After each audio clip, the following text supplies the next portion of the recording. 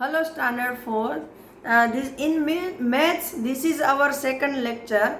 Right. In previous lecture, we have started our first chapter, building with bricks. और उसमें हमने कुछ question answer भी सोल्व किए थे और मिरर पैटर्न देखा था, है ना, ब्रिक्स का।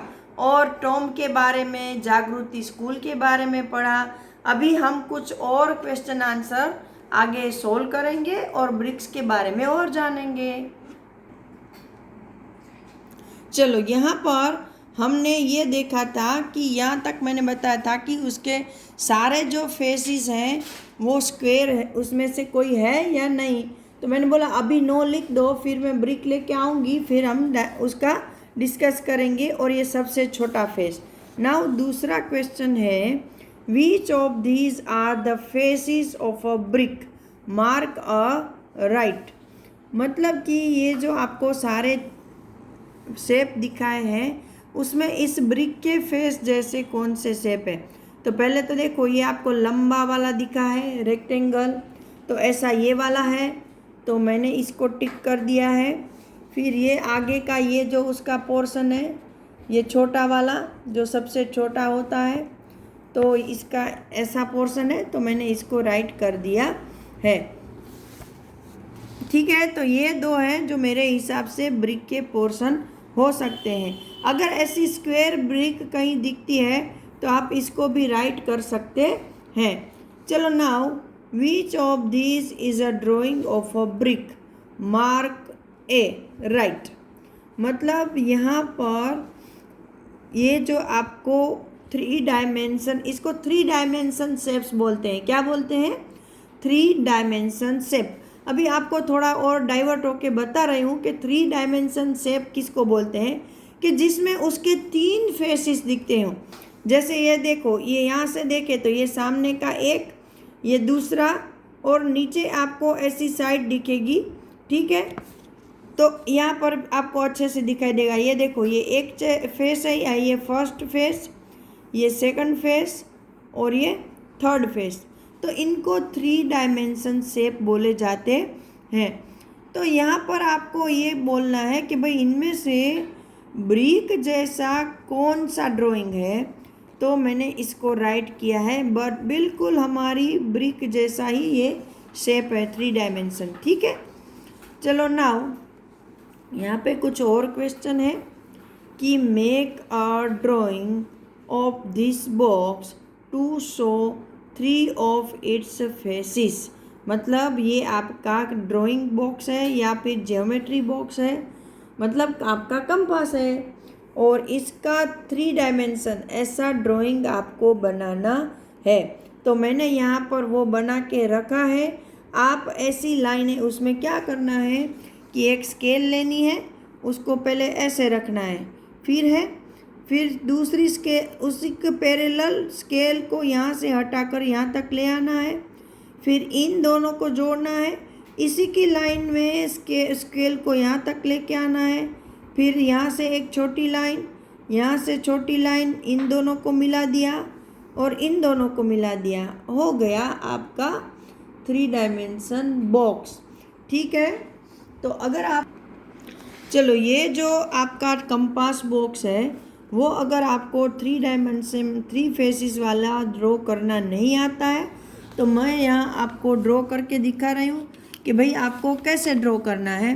तो थोड़ा सा उसको स्लांट बनाना है। सपोज़ मैंने यहाँ ऐसे 3 से लेकर 6 तक कोई भी आप ले सकते हो, लेकिन स्केल का यूज़ करना ज़रूरी है।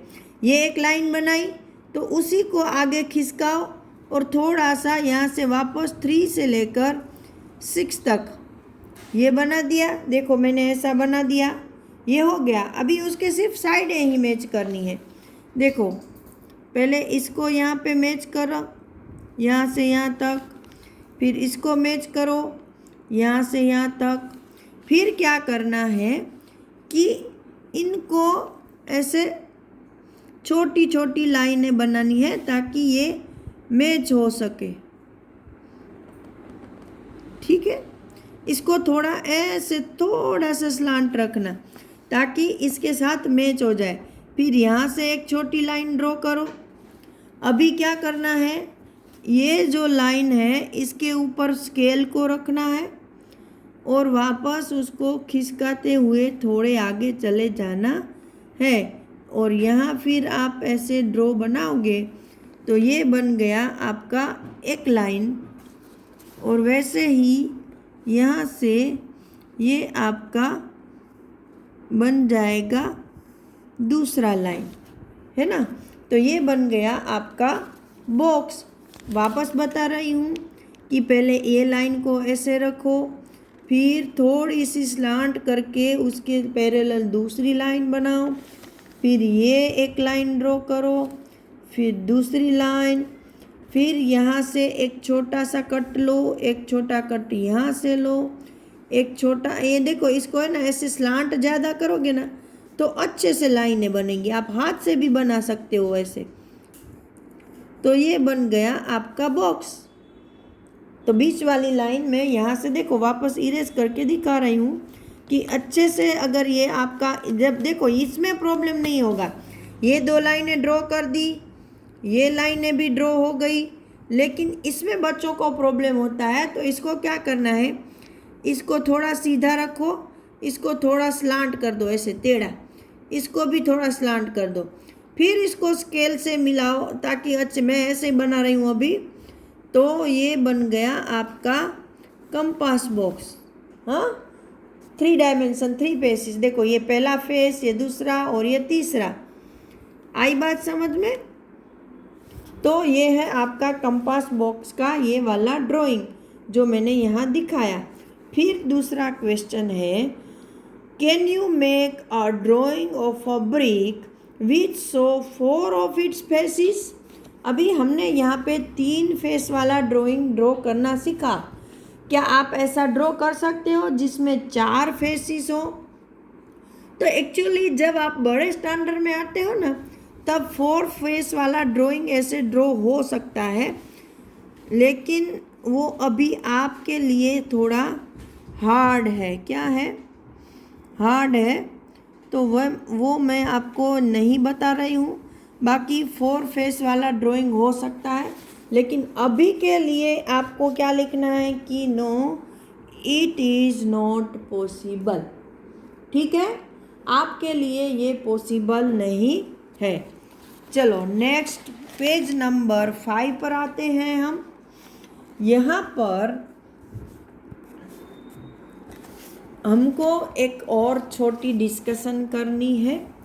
A wall that will not fall. देखो ये तो राइमिंग वर्ड जैसा हो गया। अ वॉल मतलब एक दीवार जो नॉट फॉल मतलब नहीं गिरेगी या नहीं गिरती है। तो भाई यहाँ पर आपको 2 दीवारों के पिक्चर दिए हैं। देखो दोनों ब्रिक से बनी है ना। और उसके बारे में आपको कुछ लिख के दिया है। तो पहले हम वो पढ़ लेते हैं फिर डिस्कस करते हैं। One day, Munia and Zainab are playing with bricks and making their walls. एक दिन क्या हुआ कि 2 लड़कियां हैं, फ्रेंड है या बहनें हैं, कोई भी है, मुनिया एंड जैनब है, वो ब्रिक से खेल रही है। और क्या बनाया उन्होंने, तो कि दीवार बनाई, वॉल बनाई। Each makes a different wall, दोनों ने अलग दीवार बनाई। तो ये जैनब की दीवार है, देखो यहाँ लिखा है जैनब, और ये है मुनिया की दीवार। Zainab says her wall will not fall easily. फिर जैनब ने क्या बोला, भाई मेरी दीवार तो आसानी से नहीं टूटेगी, हाँ वो गिरने वाली नहीं है आराम से। Masons too do not put bricks one on top of the other as Munia has done.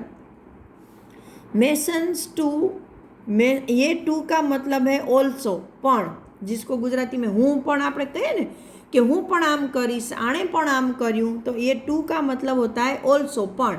Masons to मतलब ये जो दीवार बनाने वाला कारीगर होता है वो भी यहाँ पे टू मीन्स हिंदी में भी, do not put bricks one on top of the other.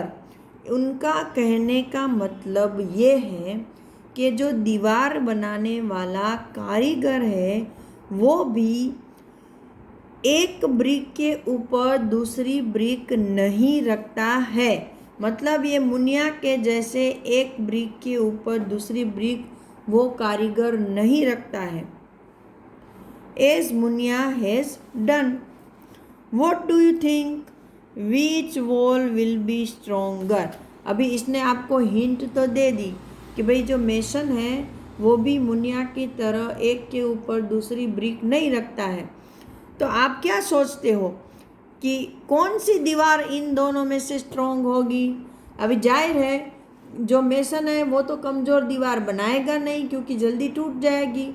तो मुनिया वाली पैटर्न तो चलने वाली नहीं, तो स्ट्रोंग दीवार किसकी है, तो ज़ैनब की।